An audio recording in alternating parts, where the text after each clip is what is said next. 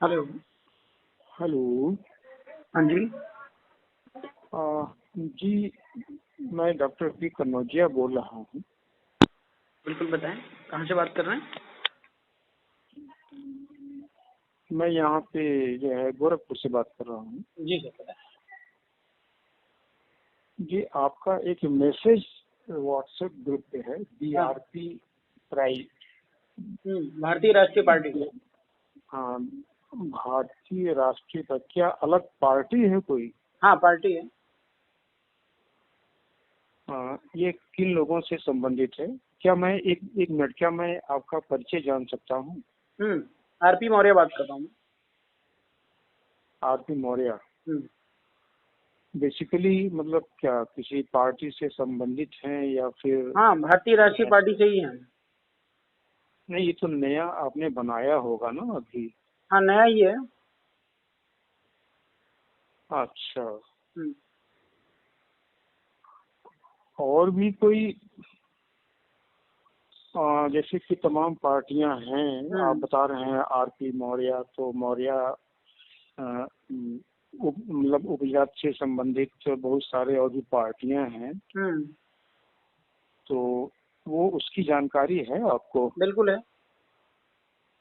क्या उनसे संपर्क करके उन्हीं के साथ मिल करके काम करने का ऐसा कोई इरादा है, या वो लोग आपके साथ मिल करके काम करें, ऐसा कोई आप सोच रखते हैं?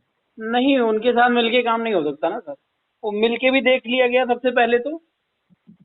और जी। दूसरी बात क्या है कि जो पार्टियां चला रहे हैं वो पार्टियां नहीं, कंपनियां हैं। अच्छा अच्छा। हाँ, कंपनी का मतलब एकाधिकार। जो हम कहते हैं वही सही है, वही होना चाहिए, हम्म उसके अलावा कुछ भी नहीं है। लोकतंत्र नाम की चीज नहीं है। हम्म तो अपना पैसा लोग लगाए हैं, अपनी पार्टी खड़ी किए हुए हैं, टिकट बेच रहे हैं, खरीद रहे हैं। और तमाम हम्म प्रकार के, मतलब राजनीति एक बिजनेस का भी प्लेटफॉर्म है और त्याग का भी प्लेटफॉर्म है, मतलब समाज सेवा का भी, श्रद्धा में। तो अब कौन कैसा ये, करता है वो उसके ऊपर डिपेंड करता है ना। हाँ, ये तो ये बात हमने सही कर है लिया, कि सभी से मिल करके हमने देख लिया, लेकिन वे जो नेता, जिन नेताओं की बात आप कर रहे हैं, वे जी। नेता नेता नहीं पैदा करना चाहते हैं। समस्या ये है कि अगर आप नेता पैदा कर देंगे, कल हम आपके सामने हम खड़े हो गए तो आप फीके पड़ सकते हैं। हम्म तो अगर मौत ना आए लोगों की, मीन्स नेताओं की, तो ये आजीवन, आजीवन का मतलब अनवरत नेता बने रहे, फिर आगे वो भविष्य में आने वाली जो पीढ़ी, उनको नेता नहीं बनने देंगे ये। हाँ, ये समस्या है ना सर। ये तो बात बिल्कुल सही कहा आपने। हाँ। अच्छा, जगह कौन सा है आपका? कहाँ, जी प्लेस कहाँ पे है आपका? कहाँ मैं से बोल दिल्ली रहे से हैं? बात कर रहा हूँ फिलहाल। कार्यालय हमारा लखनऊ में भी है। अच्छा अच्छा हाँ। अच्छा। और दूसरी चीज सर ना, ये एक मिनट मैं आपको बता दूं, जैसे पार्टी में, जैसे मान लो यादव जी की पार्टी होगी, अखिलेश यादव की पार्टी है ना। तो जी। अखिलेश यादव की जो पार्टी है, वो यादवों के लिए भी लोकतांत्रिक नहीं है। बात समझिएगा, जैसे उनके चाचा जी ने पार्टी बनाई, क्यों बनाई?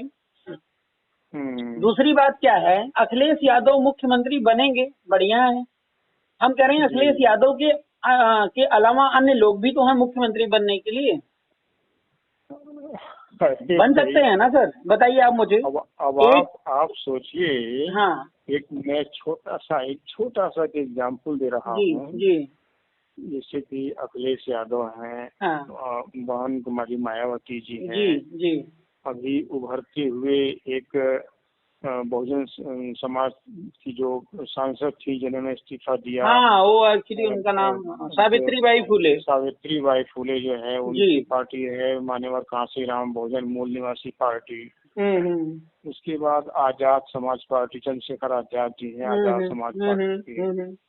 अ, केशव प्रसाद मौर्य अलग अपना है। और उसके बाद और भी ओम प्रकाश कुशवाहा हैं। ओम प्रकाश और भी राजभर। हाँ। हाँ, अरे हाँ, ओम प्रकाश राजभर, एक और हम्म। कुशवाहा भी हैं कोई। हाँ होंगे। तो इस तरीके से अभी मतलब हमको सारा नहीं याद कर रहा है, कम से कम 11-12 पार्टियां, ये तो खैर जो चर्चित हैं वो हैं, और छोटी छोटी पार्टियों की तो कोई गिनती नहीं है। जी। जी। जी। क्या आपको ऐसा नहीं लगता है कि अगर इतने लोग अलग अलग इकट्ठा मतलब अलग अलग अगर लड़ते रहेंगे महत्वाकांक्षा लेकर के, तो मैं नहीं जानता कि आप किसके विरोध में लड़ रहे होंगे। किससे सत्ता, अभी तो सत्ता जिसके हाथ में है उससे छीनने की बात होगी। जी जी बिल्कुल होगी। तो क्या ऐसा लगता है कि एक उनसे सत्ता छीन पाएंगे? हाँ बिल्कुल छीन पाएंगे। कैसे? या तो आप मुझे संतुष्ट कर दीजिए या मैं आपको संतुष्ट कर दूं, दो फार्मूले है ना सर। जैसे जो राजभर की बात आप कर रहे हैं, मैं कहता हूँ राजभर को ले लो, राजभर अपनी पार्टी में मुझे शामिल कर लें। हमको देखिए, मैं किसी पार्टी का नहीं आप मैं आपको मतलब आपको इंडिकेट नहीं कर रहा हूँ, मैं एक जनरल बात कर रहा हूँ। जैसे मान लेते हैं राजभर को ले लेते हैं या अखिलेश यादव को ले लो, बड़ी पार्टी है थोड़ी। जी। मेरा ये कहने का मतलब अखिलेश जी, सबसे पहले तो ये बताओ तुम कितने ज्ञानी हो। अगर मान लेते हैं आप बड़े ज्ञानी हो, ठीक है, तो आप यादवों का वोट ले सकते हो, ठीक है, लेकिन मौर्यों का वोट नहीं ले सकते हो। नहीं ले सकते ना सर। अगर मौर्यों का वोट लेना है या उनको बराबर का अधिकार देना है तो अपनी पार्टी में जैसे आप अध्यक्ष हो वैसे हमें भी अध्यक्ष बना दीजिए, 2 अध्यक्ष हो जाएं और दोनों लोग मिल करके निर्णय करें। ऐसे ही एससी को जोड़ना है तो एससी का एक अध्यक्ष बना दो, कनौजिया साहब को जोड़ना है तो कनौजिया साहब का एक अध्यक्ष बना दो, वर्मा जी को जोड़ना है तो वर्मा जी का अध्यक्ष बना दो। मतलब एक कमेटी बना लो अध्यक्ष की। बात समझ रहे हैं सर? अगर सब अध्यक्ष बनने के लिए ही लड़ेंगे तो भी वही वाली नहीं, बात अध्यक्ष बनने की नहीं है सर, बात बैलेंस में डिसीजन लेने की है। बात है ये है कि किसी भी समुदाय का, किसी भी जाति बिरादरी का शोषण ना हो। अभी आपने एक एग्जाम्पल देखा ना बिहार में। नहीं, मेरी बात पहले आप समझिए, मैं बिहार से नहीं सीख रहा हूँ और ये घटिया राजनीति से नहीं सीखते हम लोग।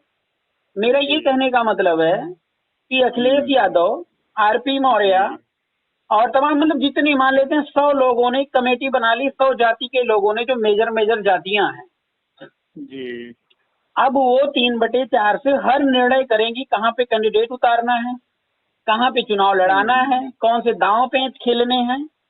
तो मेरा सिर्फ ये कहने का मतलब है भारतीय समाज की एक बैलेंस राजनीति खड़ी हो जाएगी। लेकिन अखिलेश यादव ये कहते हैं, ऐसा कोई तालमेल की संभावना है आगे? हाँ बिल्कुल, हम बना रहे हैं ना, हम पार्टी में बीआरपी में यही स्ट्रक्चर है, कोई एक सिंगल पद नहीं है। राष्ट्रीय अध्यक्ष के ऊपर भी 4 कमेटियां हैं। अगर आप अध्यक्ष बनना चाहते हैं तो स्वागत है। कोई भी व्यक्ति जो अपने समाज का नेतृत्व करना चाहता है, नीचे से लेकर ऊपर तक बराबर का अधिकार है। आरपी मौर्य की नहीं चलती, यहाँ संविधान की चलती पार्टी की। हाँ, तो संविधान को ही आप मानते हैं बाबा साहब अम्बेडकर? नहीं, वो संविधान यहाँ पे एडजस्टेबल नहीं है वर्तमान में। अच्छा। उदाहरण के लिए मैं बता दूं, भारत देश के अंदर जातियां हैं।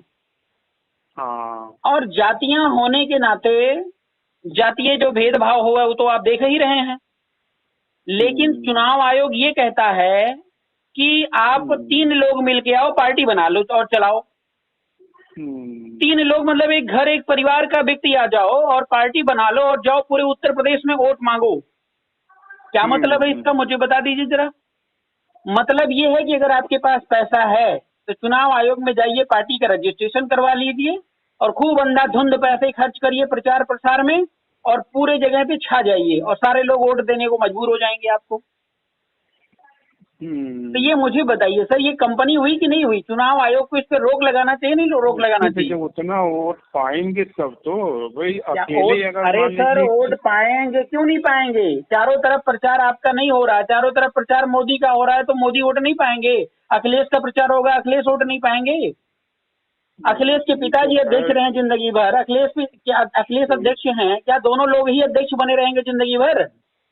मुझे बताइए आप।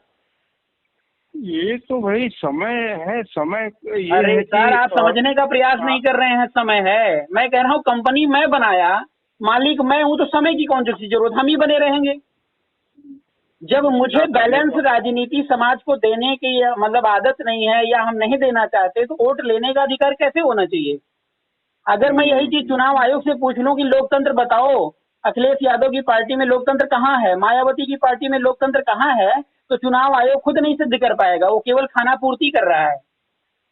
आज की तारीख में आपको लगता है कि इस तरीके से अगर 50 पार्टियां हो जाएं और तो क्या वो जीतने का मादा रख सकेंगी? वो सब हमें नहीं पता सर, हमें बस इतना पता है कि अगर हम अपनी पार्टी में बैलेंस सिचुएशन को क्रिएट कर ले गए तो निश्चित तौर पर ही पार्टी बहुत आगे जाएगी, क्योंकि हम लोगों को समझा समझा के थक गए हैं। इसकी संभावना लगती है? हाँ, पूरी संभावना है, क्योंकि क्या है ना सर, समझिए तमाम लोगों से, जितने भी नेताओं का आपने नाम लिया, मोस्टली लोगों से मैं मिल चुका हूँ, ठीक है। और लोग जो है ब्राह्मणवाद के खिलाफ लड़ रहे हैं, मनुवाद के खिलाफ लड़ रहे हैं, ठीक है। मायावती अपने बगल में किसी युवा को नहीं बिठाएंगी, आपको नहीं बिठाएंगी, हमें नहीं बिठाएंगी, किसी और को नहीं बिठाएंगी। अखिलेश यादव अपने बगल में नहीं बिठाएंगे, राजभर अपने बगल में नहीं बिठाएंगे, मतलब जो भी हैं सब विपक्ष में रहते हुए खुद में राजा हैं, ये समझिए आप। और यही इनकी विफलता का मुख्य कारण है। हाँ, ये तो बात बिल्कुल सही है। हाँ, तो मेरा ये कहने का मतलब है, पार्टी का मिशन लक्ष्य होना चाहिए, यहाँ गद्दी कुर्सी से मतलब नहीं है। जो कार्य करने में सक्षम है वो आगे रहे और लीड करे ऑन द स्पॉट। मतलब उसके बाद वर्तमान संविधान जो है वो आज के परिप्रेक्ष्य में सामयिक नहीं है। नहीं, विशेष तौर से इसी मामले में नहीं ना। अगर जातीय भेदभाव खत्म हो जाए सर तो कोई दिक्कत नहीं हमें। नहीं तो क्या आपको नहीं जानकारी है कि संविधान जो है वो जातीय भेदभाव को बढ़ावा नहीं देता है? सर, जातीय भेदभाव को बढ़ावा नहीं देता, लेकिन जातीयता तो है ना। जातीयता के नाम पे इलेक्शन लड़े जाते हैं, जातीयता के नाम पे वोट पड़ते हैं, ठीक है। टीवी चैनल तक प्रचार करते हैं कि इस लोकसभा में इतने बिरादरी के ये लोग हैं, उतने बिरादरी के वो लोग हैं। तो टीवी चैनल तो सारे बिके हुए हैं, तो उनसे देख बात वो नहीं है। बात अगर संविधान लागू हुआ है और संविधान ढंग से चल रहा है, तो जो इस प्रकार जो जातीयता फैल रही है या जातीय सर्टिफिकेट बांटा जा रहा है, उसके खिलाफ एक्शन होना चाहिए ना। जो है सभी जातियों को मतलब मानव एक समान की संज्ञा दी गई है। सर, वो सारी बातें हैं, लेकिन ये थ्योरी में है ना, प्रैक्टिकल कहाँ है, आप मुझे बताइए। तो प्रैक्टिकल करना है ना। कौन करेगा? आप जैसे लोग सत्ता में पहुंचेंगे नहीं, आप जैसे लोग सत्ता में पहुंचेंगे नहीं। नहीं, मान्यवर कांशीराम ने इसी बात को तो सिद्ध किया था। क्या सिद्ध किया था? सब लोग जो है बहुजन की जो परिकल्पना है, बहुजन सर बात फिर वही बात आ गई ना। बहुजन की परिकल्पना तो हम मान्यवर कांशीराम से ही पूछना चाहते हैं कि अपनी पार्टी में बहुजन समाज को नेतृत्व कहाँ दिया गया? आपने सिर्फ अकेली मायावती को बीएसपी की मालकिन क्यों बना दिया गया? मैं आपसे पूछना चाहता हूँ मान्यवर साहब। तो देखिए जो लीडर, देखिए ये तो बात बीती बात हो गई, उन्होंने सिद्ध करके दिखाया कि अगर क्षमता हो तो आदमी जो है सिचुएशन वो अलग थी कि भाई चलो ठीक है, पार्टियां नहीं, तमाम और चीजें सफल हो गए वहां तक, और वहीं बात फिर लखनऊ तक ही रह गए। अब आगे वो आगे बढ़ने वाली पार्टी नहीं है, मैं बता दूं आपको, ठीक है ना। अगर बैलेंस राजनीति दी गई होती जी, हाँ, जैसे बाबू सिंह कुशवाहा जी उस पार्टी में जुड़े, स्वामी प्रसाद मौर्य जी उस पार्टी में जुड़े, और उनको इग्नोर किया गया, मतलब उनको इतना दिन मेहनत करने के बाद उनको पार्टी से निकाल के बाहर कर दिया गया। मौर्य का एक तबका बाहर हो गया। अच्छा हमको एक प्रश्न और हम पूछना चाहेंगे आपसे। जैसे मान लीजिए, क्या आपको ऐसा नहीं लगता है कि फुटकर पार्टियों को बढ़ावा देने के लिए सरकार जो है मतलब उनको बढ़ावा दे रही है, लोग एकजुट न हो पाए, ऐसा कोई प्रयास सरकार नहीं? सरकार कुछ नहीं कर रही है। सरकार के पास जो दांव पैसा वो लगा लेती है, ठीक है ना। बात यहाँ पे पर्सनल जो ईगो है वो सबको बांट के रखा हुआ है। सरकार का कोई रोल नहीं। अरे हम दारू पीते हैं तो सरकार हमें थोड़ी दारू पिलाती सर, बताओ। हम कोई गलत रास्ते पर चलेंगे, मान लो हम जातिवाद के शिकार हैं, हम जातियों में लिप्त हैं, आप मौर्य जी, हम कनौजिया जी हैं, आपस में हम लोग रोटी बेटी का संबंध नहीं कर रहे हैं, तो इसमें उसकी क्या गलती है? नहीं तो क्या इसमें आप विश्वास रखते हैं कि रोटी बेटी का संबंध होना चाहिए? भाई वो तो पर्सनल इंटरेस्ट पे डिपेंड करता है ना। हम आपसे संतुष्ट, आप हमसे संतुष्ट। क्यों? अगर नहीं 1585 की परिकल्पना को आप मानते हैं कि नहीं? नहीं, हम नहीं मानते सर। आप नहीं मानते हैं? हम हर भारतीय, मतलब जिसको भारतीय नागरिकता मिली उसको अपना घर परिवार का सदस्य मानते। जो गलत करता संवैधानिक तरीके से वो दंड का अधिकारी है, चाहे कोई भी हो। संवैधानिक का मतलब संविधान ही है ना? हाँ, संविधान ही है। संविधान को मानते हैं आप ना? हाँ, बिल्कुल मानते हैं। बाबा साहब को मानते होंगे? बिल्कुल मानते हैं।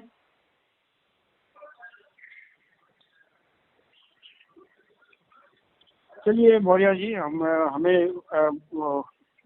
मेरी बड़ी इच्छा थी, मैं आपके पोस्ट देखता था और जी जी जी। आज जब एक पार्टी का वो मैंने देखा तो मैंने जो है आपको, नहीं ठीक है, मैं आपको व्हाट्सएप पे इसको संविधान भेजता हूँ सर, आप एक बार पढ़िएगा, ठीक है जी। और आप ये जान लीजिए कि मैं बहुत ज्यादा आज तो बात नहीं किया आपसे, और लेकिन मूल रूप से कुछ आपके विचार जानने का नहीं बिल्कुल सर, स्वागत है, आप बात नहीं मिला। करेंगे जानेंगे कैसे।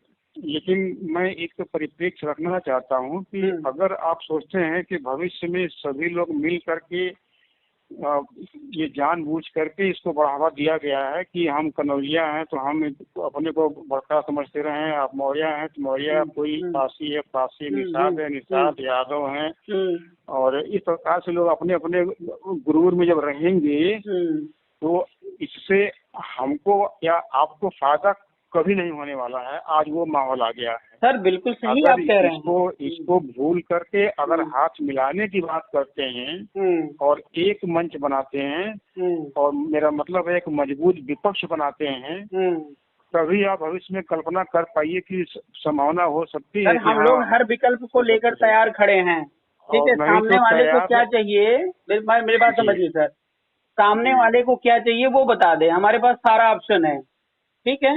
उसको पार्टी का मालिक बनना है तो आज मालिक बना देता हूँ, अध्यक्ष बनना है तो अध्यक्ष बना देता हूँ, कार्यकर्ता बनना है कार्यकर्ता बना देता हूँ।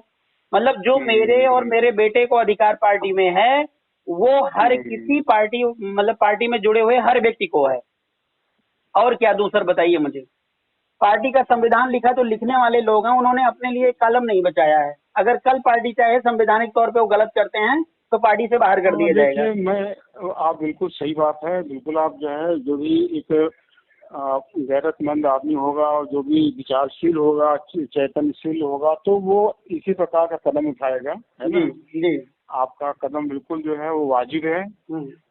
लेकिन एक एग्जाम्पल बिहार में आपने देख लिया है जी कि आज भाजपा जो है अकेले विपक्ष में है, बाकी सारी पार्टियां मिल करके उन्होंने सत्ता हथिया ली है ना। तो यह एक एग्जाम्पल है, फ्यूचर पर्सपेक्टिव में अगर देखा जाए तो यह एक बहुत बड़ा एग्जाम्पल है, और इससे सभी पार्टियों को देखिए हमारा सिर्फ उद्देश्य जो है ना सर, सिर्फ भाजपा को ही हराना नहीं है, हमारा उद्देश्य ये भी है, समस्या का समाधान भी है। एक चीज और है, अगर आप क्षेत्रीय पार्टी के रूप में हैं तो बहुत अच्छा है ना, क्षेत्रीय पार्टी। लेकिन अगर केंद्रीय पार्टी के रूप में है तब तो बहुत मुश्किल काम है, तो इसको समझना होगा, है ना सर। हम पूरी तरह समझ रहे हैं, लेकिन जो लोग विपक्ष में हैं और बड़े लोग हैं, एक बार सत्ता में रह चुके हैं, उन लोगों को हमसे पहले इस पर विचार करना चाहिए। उनको भी समझ में आएगा, आज नहीं तो कल समझ में आएगा। जी जी। और जब जिसे कहते हैं ना कि जब पानी नाक से ऊपर जाता है तो अच्छे को अकल आ जाती है। तो वो उनको भी समझ में आएगा, आज नहीं तो कल समझ में आएगा, है ना। हाँ, आप अपने विचारों से अडिग रहिए और आगे बढ़ते रहिए। और आपका विचार काफी अच्छा लगा कि किसी को वो मतलब कोई जो जिस लायक है उस लायक उसको पद देने का मेरा रूल है, तरीका है, और इसी हिसाब से हम आगे चलते हैं, सबको जोड़ने का काम करते हैं। बस सर्वे सर्वा मैं ही सब कुछ हो, ऐसा आपका विचार नहीं है ना। ये काफी अच्छा है, और हमारी बड़ी इच्छा हुई कि भाई आपसे बात नहीं सर, बिल्कुल बिल्कुल स्वागत है, और बहुत अच्छा लगा आपसे बात करके। एक नई पार्टी का अभ्युदय हुआ है तो थोड़ा सा बातचीत होना चाहिए। जी सर, जी सर। संविधान को आप मानते हैं, हमें बड़ी खुशी है इस बात का। बाबा साहब को मानते हैं, उसके अलावा तो हमारे पास है ही क्या। उसके अलावा तो हमारे पास है ही क्या। हाँ, इतना जरूर है कि वर्तमान परिप्रेक्ष्य में संविधान में कुछ संशोधन होना चाहिए। सर, परिस्थितियों के कुछ का मतलब मूल नहीं, कुछ का मतलब वो करेक्शन होना चाहिए, जहाँ जहाँ पर हो रहा है जरूरी है उसकी बात मैं करूंगा। बाकी जो मूल उसका है, मानवता, एकता, अखंडता, हम सब भारतीय एक हैं, ये कैसे चेंज होगा। ये चेंज करने कोई मतलब नहीं बनता। बेसिकली क्या आप एडवोकेट हैं या कुछ और? नहीं सर, मैं इंजीनियर हूँ, एरोनॉटिकल इंजीनियर। आप जानते हैं कि बाबा साहब ने एडवोकेसी में जितनी शिक्षा हासिल की, पॉलिटिक्स में, सोशियोलॉजी में, इकोनॉमिक्स में जितनी शिक्षा, उतना किसी ने हासिल नहीं किया। बिल्कुल सत्य है। तो उनकी सोच को क्या हम चैलेंज कर सकते हैं? नहीं सर, चैलेंज हम नहीं कर रहे हैं, हम चैलेंज नहीं कर रहे हैं। बशर्ते बात ये है कि आज के क्या कहते हैं 20 साल पहले, ठीक है, जब मोबाइल का जमाना नहीं था जी, तब लोगों की सोच क्या रही होगी, अब लोगों की सोच क्या है, ठीक है। बाबा साहब ने अपने जमाने में बेस्ट किया, कोई नहीं कर सकता, ठीक है ना। बुद्ध ने अपने जमाने में बेस्ट किया, लेकिन वर्तमान में हमें सॉल्यूशन निकालने की जरूरत है, ना कि उनके लकीर का फकीर बनने की जरूरत है। उन्होंने ये कह दिया तो वही होना चाहिए। बाबा साहब ने कहा था जिसमें उन्होंने संविधान को सौंपा संविधान सभा को जी, तो संसद में उन्होंने ये बात कही थी कि किसी भी देश का कोई भी संविधान है ना, कितना हो भी खराब हो, लेकिन अंततः वो संविधान अच्छा सिद्ध होगा यदि उसको चलाने वाले लोग अच्छे होंगे। बिल्कुल सही कह रहे हैं, है ना। लेकिन अगर किसी देश का संविधान कितना हो वो खराब होगा, हाँ, अंततः वो अच्छा सिद्ध होगा यदि उसको चलाने वाले लोग अच्छे होंगे। हाँ बिल्कुल। तो आखिर उन्होंने कुछ सोच के कहा होगा ना। हाँ बिल्कुल, बिल्कुल सोच के। अभी जो पार्टी की बात कर रहे हैं आप, पार्टी पे 3 लोग रजिस्ट्रेशन करवा लें, 100 आईडी लगा के हो जाता है। तो उसमें क्या होना चाहिए, 3 साल में चुनाव होना मांगता है, चुनाव के बाद अध्यक्ष बदला जाना चाहिए। लेकिन होता क्या है कि एक व्यक्ति पैसा खर्च कर लेता है, 100 फर्जी आईडी लगा देता है, मतलब जैसे डुप्लीकेट रिश्तेदार का, ठीक है। चलिए तो कभी समझ में आएगी लोगों के, जब हाँ, समझ तो में बात आएगा यहाँ तो पर है कि लोग वही बना रहता है। खुद एक होने का प्रयास करेंगे। खैर ठीक है मौर्य जी, बहुत अच्छा, बहुत अच्छी जानकारी आपसे मिली। जी सर, थैंक यू। और आपसे फिर समय समय से वार्ता होती रहेगी। हाँ बिल्कुल सर, बिल्कुल स्वागत है। आपके पोस्ट में देखता रहता हूँ, अच्छा लगता है। Okay, thank you. जी जी, बहुत बहुत धन्यवाद।